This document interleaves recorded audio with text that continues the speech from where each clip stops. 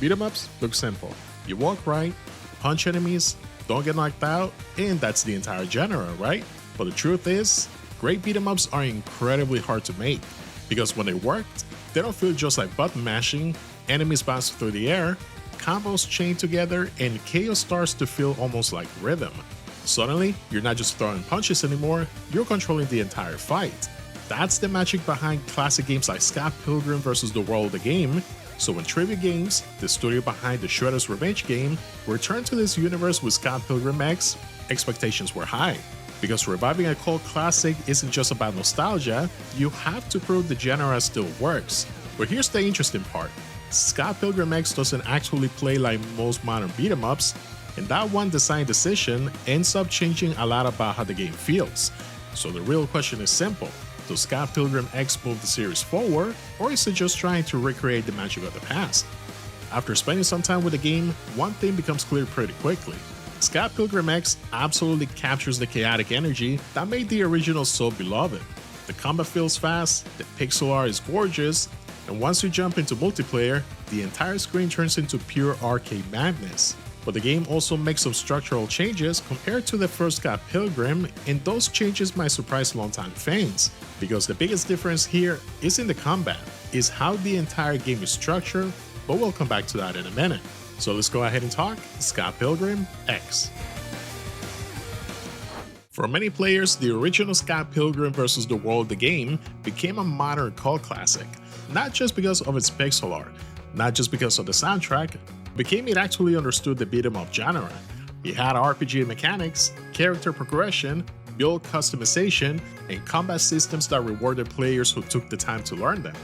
On the surface, it looked like a simple arcade brawler, but underneath, there was real depth. Scott Pilgrim EX walks into a tricky situation because of that legacy.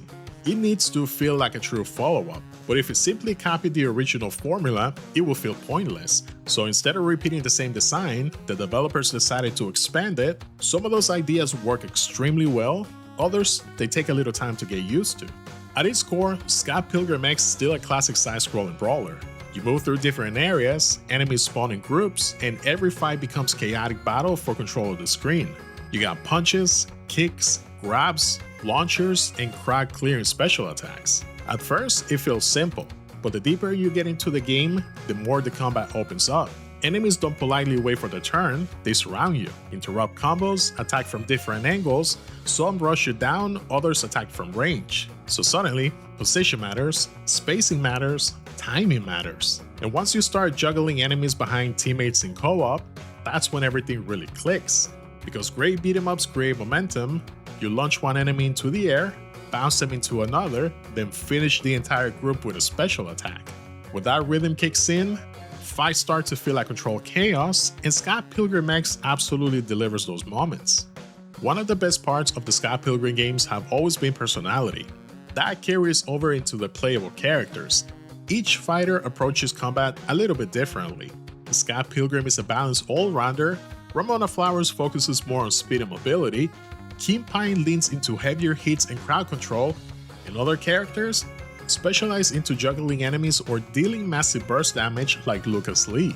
That variety matters a lot in a beat-em-up, because replayability often comes from experimenting with different playstyles. Some characters work better for solo plays, others really shine when multiplayer chaos starts happening. So even after finishing the story, there is a good chance you'll want to jump back in and try something new. This is where Scott Pilgrim EX separates from the original. Instead of learning heavily into RPG leveling systems, the game focuses more into collecting upgrades and stat boosters. As you fight enemies and explore the world, you earn money and rewards. Those can be spent on new abilities and passive bonuses. Early on, your character can feel slightly limited. Combos are shorter, damage is lower, but as upgrades unlock, your combat options start expanding. Your combos get longer, special attacks become more useful, and eventually, the game shifts into surviving fights to dominating them. Remember earlier when I said Scott Pilgrim EX doesn't play like most modern beat-em-ups? This is what I meant. Instead of strictly linear stages, the game uses a more interconnected map. You travel between different areas of the city, unlock new paths, return to earlier locations, and slowly open up more of the world. It actually feels closer to the structure like River City Ransom, and that design change gives the game a different pace. Instead of clearing one stage and moving on, you're exploring the city and deciding where to go next. Some players will love the sense of freedom, others might prefer the tighter structure of classic arcade brawlers. Here's the thing about beat-em-ups, they almost always feel better with friends, and Scott Pilgrim EX clearly understands that. The game supports 4-player co-op both locally and online, and once multiple players jump in, everything changes. Enemies fly across the screen, health items become sudden arguments, and fight turns into pure chaos.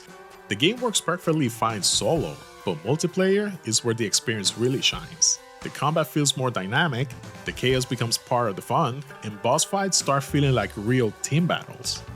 Beat-em-ups always walk a delicate line when it comes to difficulty. Too easy and the combat becomes mindless, too hard and players bounce off the game entirely. Scott Pilgrim EX mostly finds a solid balance. Early fights can feel challenging, especially before your abilities expand, but once your character grows stronger, the focus shifts. So instead of just surviving fights, you start controlling them, and when everything clicks, the combat feels fantastic. Presentation has always been a huge part of the Scott Pilgrim's identity, and Scott Pilgrim EX continues that tradition beautifully. Pixel art is vibrant, characters are expressive, animations are smooth and energetic, every fight feels like a comic book panel exploding into motion, and the soundtrack carries that same arcade energy. Fast, punchy, and perfect for keeping the momentum going. There's a lot to appreciate here. The combat feels fast and satisfying, character variety keeps fights fresh, the interconnected world adds exploration, and multiplayer chaos creates some incredibly fun moments. And most importantly, the game understands what makes beat-em-ups work. Momentum, combo rhythm, and the feeling of slowly becoming stronger as you master the systems. With that said, the experience isn't perfect. The early hours can feel a little slower before upgrades really expand the combat. Solo players might occasionally feel the repetition during longer sessions, and like most beat-em-ups, a lot of the long-term replayability comes from experimenting with different characters or playing with friends. But now I'm curious about what you think. Does Scott Pilgrim EX live up to the original for you, or do you think the first game did it better? Let me know in the comments. Scott Pilgrim EX doesn't try to reinvent the beat-em-up genre. Instead, it focuses on doing some fundamentals extremely well. Fast combat, strong character variety, chaotic multiplayer fun, and just enough progression to keep the fights rewarding. If you love the original Scott Pilgrim, or you're just simply a fan of classic arcade brawlers, Scott Pilgrim EX delivers exactly what the genre is supposed to feel like. Colorful, chaotic, and once the combat rhythm kicks in, you stop reacting to fights and you start controlling them. And honestly, that's when a beat 'em up becomes something special. Thank you for watching, I'll see you on the next one.